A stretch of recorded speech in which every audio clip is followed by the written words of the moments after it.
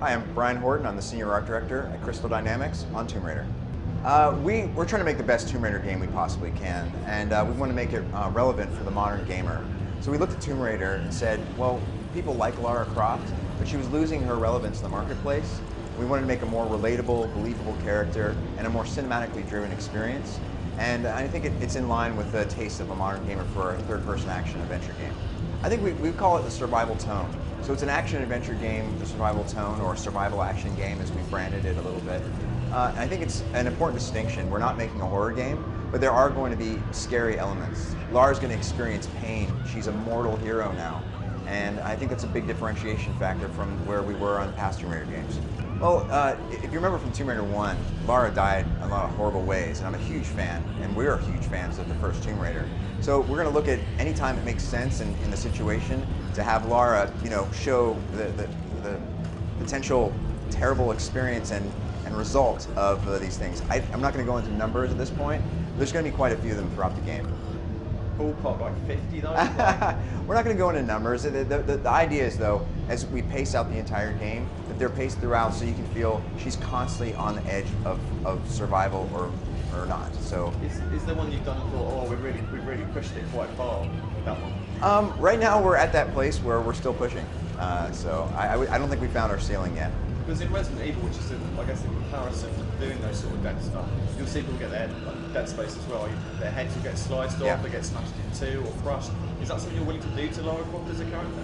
At this point, we're just trying to make it contextually correct. In the situations you were talking about, we felt it was completely relevant to the situation that she could have been killed in that way.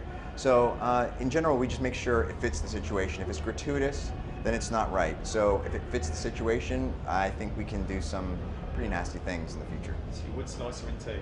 I didn't say that. That's what I'm inferring. There was one line in dialogue in it where she says to, I think it's Roth, she says to him, "Don't die me, you Yorkshire bastard." Yeah. That's quite an unusual way of phrasing it if you're English. So I want that. It's probably more of a writing sort of thing, but you wouldn't really say that, I don't think.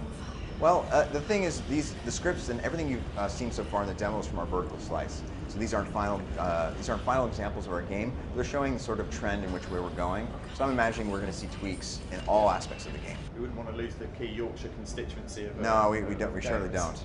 I really like the big kind of reveal shot where she comes out into the light and sees all the kind of different shipwrecks from different areas.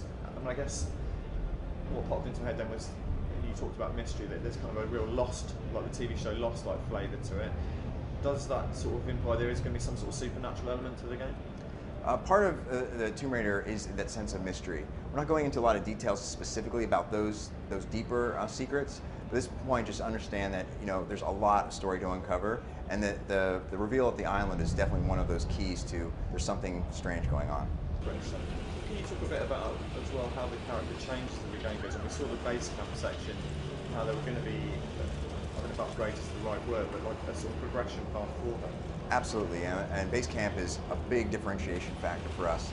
Not only is it a place that she will be able to explore and use as base camp for hubs, that hub gameplay is sort of why base camp came all about. So it's a place that you'll be able to, when you explore a hub, you'll be able to gain salvage, come back to base camp, use that salvage to upgrade your gear.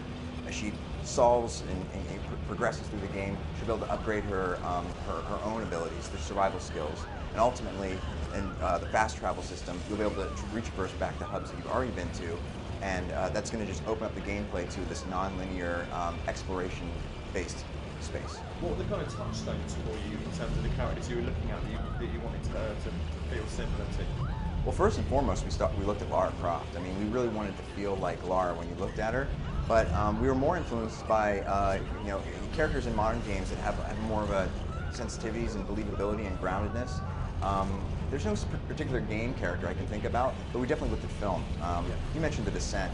I think that was was a really key influence for us on a filmic level on these strong female characters that went through an arc, going from unsure of themselves all the way through to badass, and I think that was definitely a big inspiration. Well, they get attacked by horrendous monsters as well, so is that something to be thinking about? I didn't say anything about horrendous monsters. That's a careful man.